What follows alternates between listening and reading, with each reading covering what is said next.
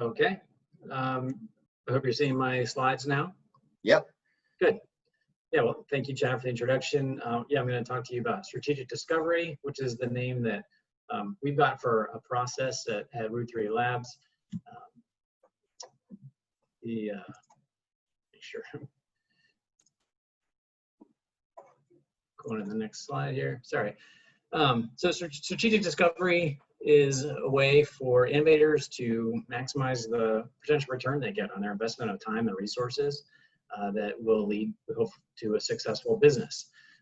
And you know, everyone should be interested in such a thing. If you're if you're hoping to set out on a new venture, you want to kind of set yourself up for a good batting average, right? And so for us, strategic discovery is what comes before product development.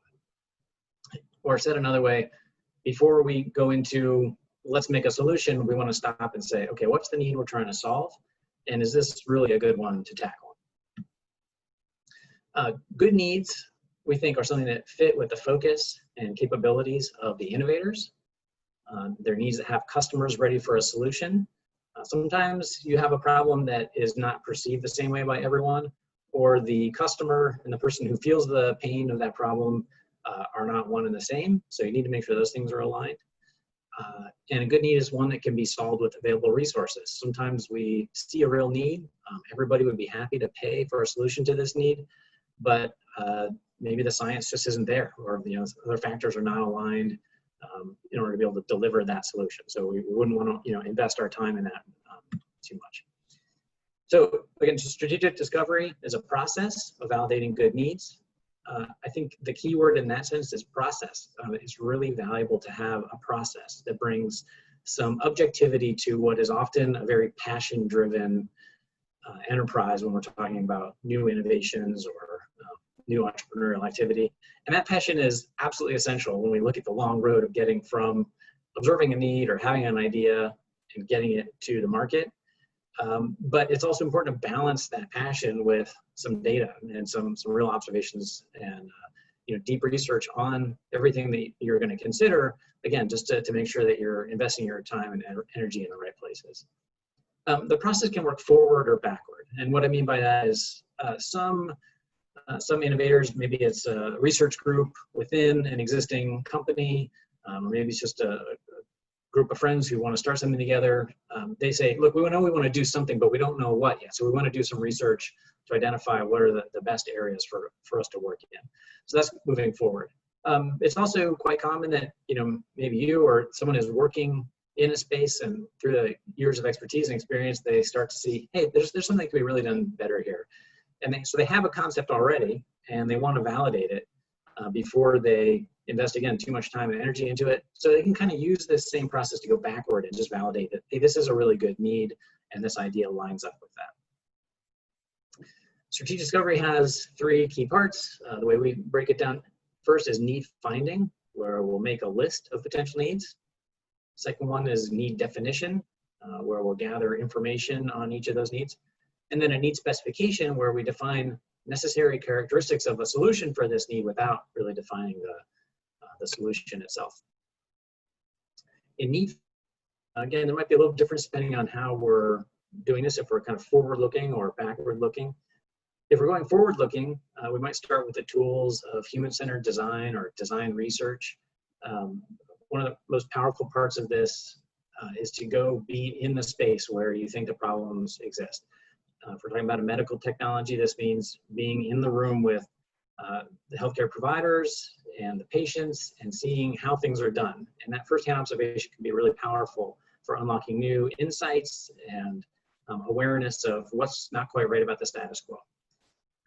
If we're doing this backwards, sort of having a technology already or a concept, we want to validate it, then we might want to use, again, it's really important to go to the users, but we might go back to them, and rather than just doing observation, we'll use that time to do interviews, discuss the concept with them, and hear them express their felt needs. All of that is moving forward to need definition. This is where the bulk of the work is going to get done, especially if you're running a process where you're considering a bunch of needs in parallel. And the first piece of this is a need statement. A need statement encapsulates our understanding of the problem and sets us up for invention. And as we continue to work through this need definition stage or phase of this, it's often the case that we'll refine the need statements. But there are a lot of different ways to do this. This particular form I'm going to introduce comes from the Stanford biodesign process. But again, I think the most important thing is just to have a process, not so much any of the specific tools that you might use. There are a lot of great things out there. In this form, the statement should have a problem, a population, and an outcome. So we say a way to solve the problem in this specific population that delivers a measurable outcome. How are we going to know if we've actually solved the problem?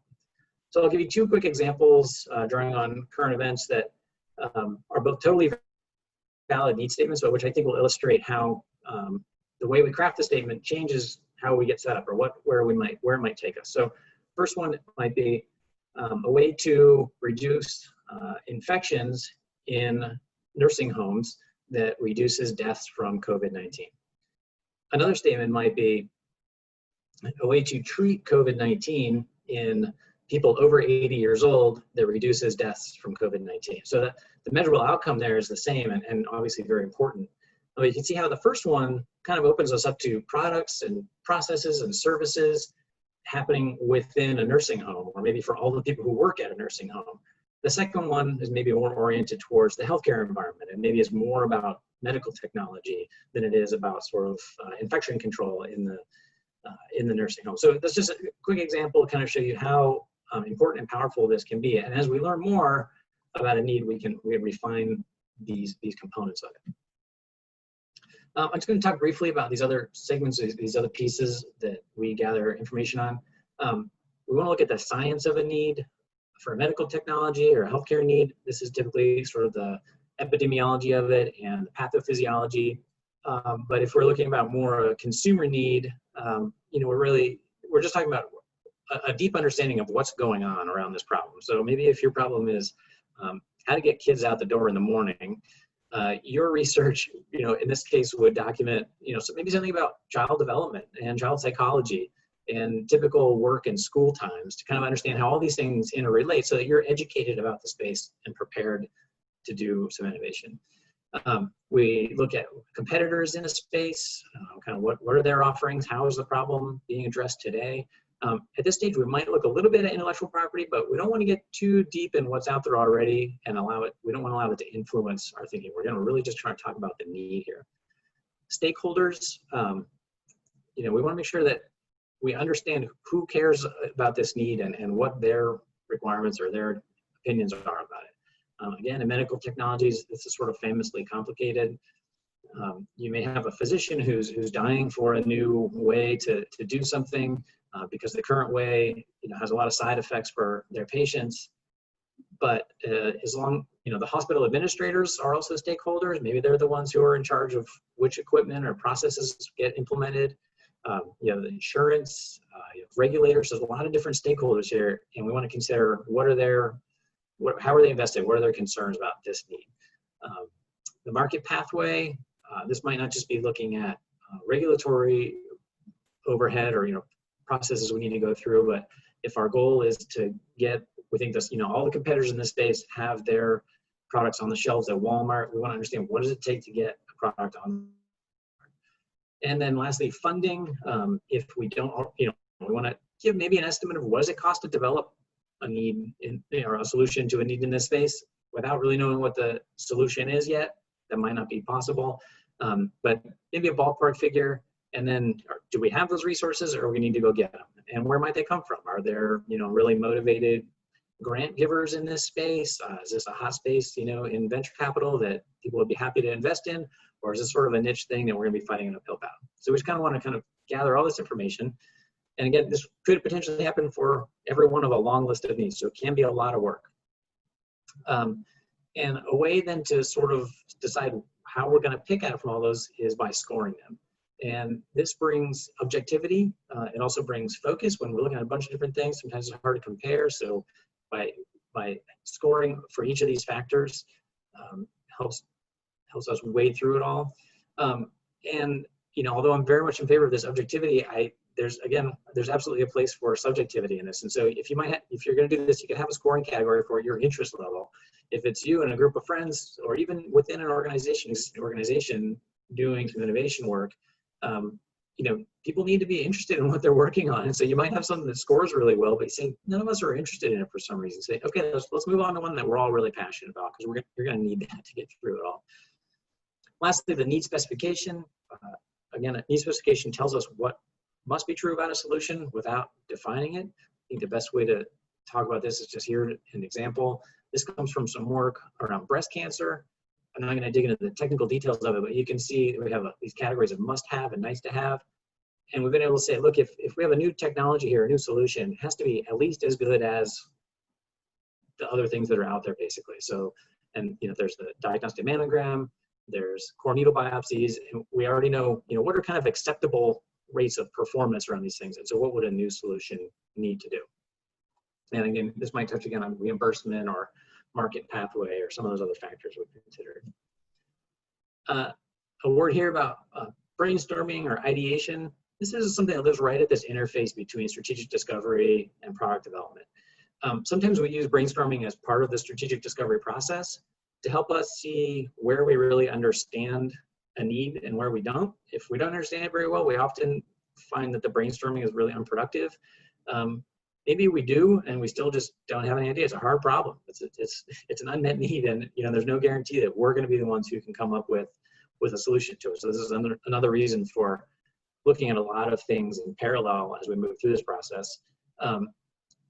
And then if we're looking at product development, it's useful to do some brainstorming. Even if we have an existing concept, do some brainstorming to kind of expand the range of possibilities we're considering, so we have a chance to compare different architectures and really pick the one that we think is best.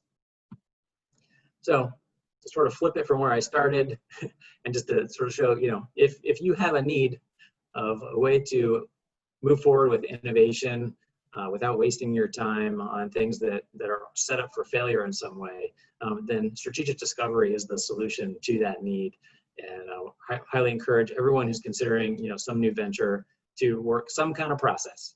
It doesn't have to, follow exactly this, but set up a process for yourself, and make sure that you're, doing your homework before jumping into what is a very long road ahead to get something to market. Thank you, Chad. I'll hand it back to you. All right, great. Thank you. That was really good.